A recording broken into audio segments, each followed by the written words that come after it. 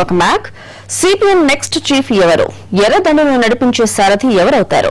Senior లీడర్లు సీతారాం యేచూరి, రామచంద్రన్ పిళ్లైల మధ్య దోబూచులాడుతున్న జాతీయ ప్రధాన కార్యదర్శి పదవి ఎవరికి దక్కుతుంది?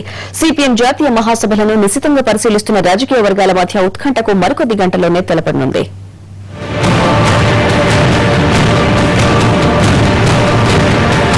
సోషలిజం వర్ధిల్లాలి అంటూ నవశకానికి దిశానిర్దేశం చేయడానికి విశాఖలో 5 రోజులుగా నిర్వహిస్తున్న సిపిఎం జాతీయ మహాసభలు తుది అంకానికి చేరుకున్నాయి.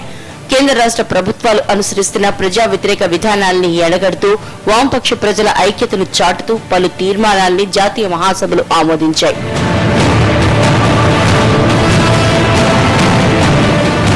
చివరి రోజున పార్టీకి సంబంధించిన అత్యంత కీలకమైన అంశాలపై నిర్ణయాలు తీసుకుంటారు.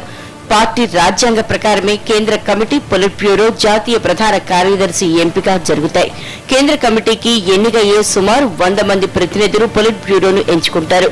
సుమారు 15 మంది వరకు ఉండి పొలిట్ బ్యూరోలో చర్చించిన తర్వాత ప్రస్తుత జాతీయ ప్రధాన కార్యదర్శి ప్రకాష్ కరాత్ ప్రధాన కార్యదర్శిగా ఎవరిని ఎంపిక చేసింది ప్రకటిస్తారు. అయితే ఈసారి ప్రధాన కార్యదర్శి పదవిపై విస్తృతమైన చర్చ జరిగింది.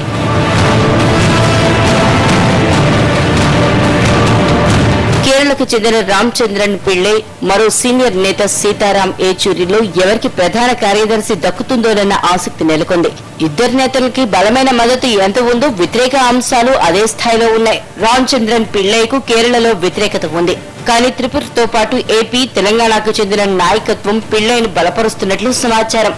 అలాగే రాజకీయ వ్యవహారాలపై లోతైన అవగాహన ఉన్న సీతారాం యేచూరికి అదే స్థాయిలో మద్దతు ఉన్నప్పటికీ జోడు పదవులు అడ్డంకిగా మారే సూచనలు కనిపిస్తున్నాయి. పార్లమెంటరీ వ్యవహారాలని చూసే యేచూరికి జాతీయ ప్రధాన కార్యదర్శిగా నియమించడం సాధ్యమా కాదా అన్న మీమాంస ఉంది.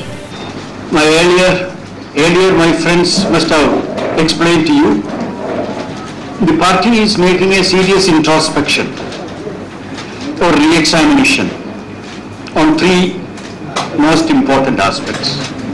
Correction required. There is one aspect. The second aspect, based on that understanding, formulating the new political line. That's the political resolution that we adopted today. So 2 important tasks have been completed by the party congress. మరోవైపు CPM జాతీయ మహాసభల ముగింపు సందర్భంగా RK beach లో భారీ బహిరంగ సభ జరగనుంది. వేలాదిగా తరలి వచ్చే ఎర్ర సైనికుల కోసం విస్తృతమైన ఏర్పాట్లు జరిగాయి.